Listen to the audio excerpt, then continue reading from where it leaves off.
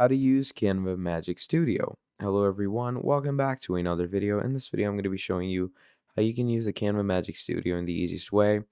So basically what you're going to do is you're going to come over to your canva.com, okay? And we're going to be coming into our design and spotlight. So once you go into your design and spotlight, basically over here, you're going to find your Canva Magic Studio in the right hand side over here. Here it says, all the power of AI all in one place. Magic Studio brings together the best AI powered tools for you and your team.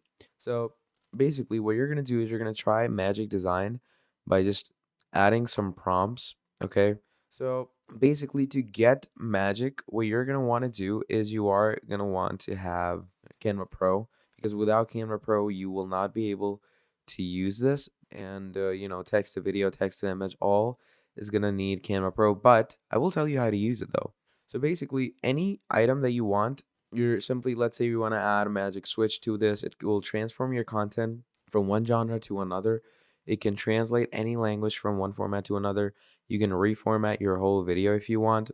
Then you have text to video, where you're going to write any text prompt and it's going to make a video out of it. You have text to image, where you're going to write any text and it's going to create an image out of it.